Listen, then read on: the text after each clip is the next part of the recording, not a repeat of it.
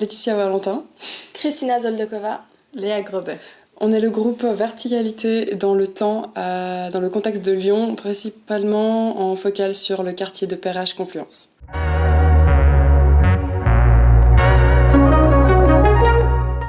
Alors on a décidé de se focaliser sur le quartier de Perrache-Confluence parce que c'est un quartier qui est relativement récent dans l'histoire de Lyon, mais qui du coup est intéressant parce qu'il a été relativement récemment rénové et ça permet justement de marquer une temporalité longue sur justement une partie du contexte de Lyon.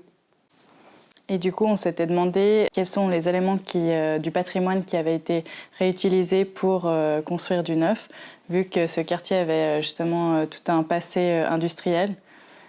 Et au final... Au final, l'observation nous a montré que c'était assez peu un quartier très centré sur le patrimoine.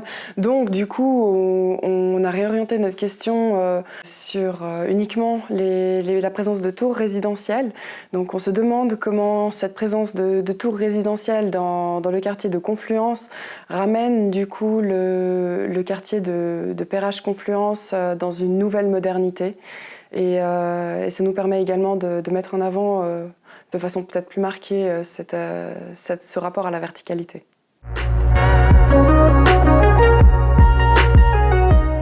Donc pour commencer, on s'est un peu mis dans le thème en lisant des livres. Donc on a commencé par lire un livre sur Lyon, de manière générale, que sais-je, sur l'histoire de Lyon. Ensuite, on a lu un livre sur la ville internationale de Lyon et on s'est ensuite concentré sur vraiment l'histoire de Perrache, avec encore donc un troisième livre. Donc sur place, finalement, on n'a pas réussi à faire ce qu'on voulait faire, mais on vous en parlera plus tard. Donc on a concentré notre terrain autour de l'observation du quartier, en plus de la visite de Geoffrey qui nous a beaucoup aidé, du quartier Confluence. Et actuellement, donc, au retour du terrain, on a commencé à lire davantage d'articles scientifiques. On avait déjà lu ce qui était dans la bibliographie du cours avant donc de partir à Lyon. Mais nous avons trouvé davantage d'articles, également d'autres livres. Mais donc maintenant, on se concentre plutôt sur le projet Confluence en soi, l'histoire également et l'aspect du quartier Perrache et son évolution, ainsi que sur... on espère en tout cas avoir des réponses des personnes à qui nous avons envoyé des mails avec des questions. Oui, nous avions prévu des entretiens aussi, mais qui n'ont pas abouti.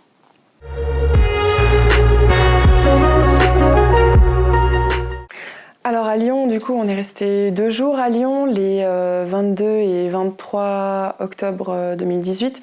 Et on a eu de la chance, c'était des belles journées ensoleillées qui nous ont bien permis de voir les différents quartiers, on va dire sous leur meilleur jour.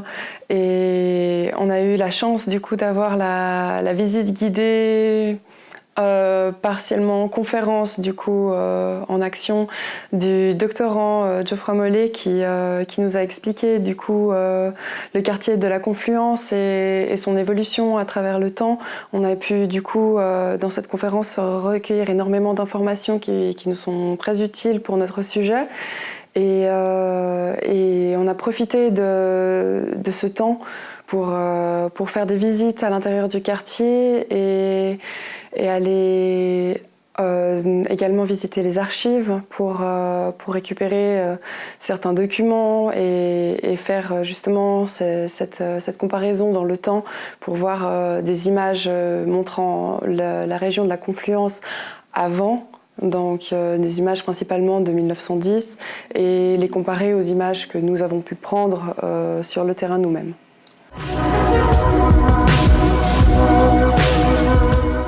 Nous pensions également passer à la Maison de la Confluence, qui est donc le musée qui nous aurait le plus aidé vu qu'il traitait justement du projet de la Confluence et de son évolution, enfin de l'évolution du quartier à travers le temps et puis avec les différentes phases, etc.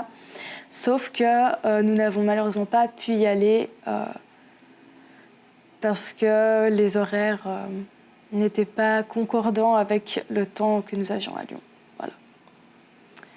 Donc notre terrain en fait a été majoritairement de l'observation car nous avons dû justement adapter notre expérience aux soucis rencontrés au niveau de la méthodologie. Et puis, On a essuyé un certain nombre d'échecs par le simple fait qu'initialement on comptait interroger quelqu'un et qui ne nous a jamais répondu, donc nous avons dû abandonner cette piste et nous sommes d'ailleurs toujours dans l'attente d'une réponse, étant donné qu'on a essayé de le recontacter par mail pour avoir peut-être quand même des informations par écrit, mais apparemment la communication semble être quelque chose d'assez difficile, donc on se centre principalement sur l'observation de terrain et les archives avec le potentiel espoir d'avoir quelques réponses d'ici la fin de notre projet.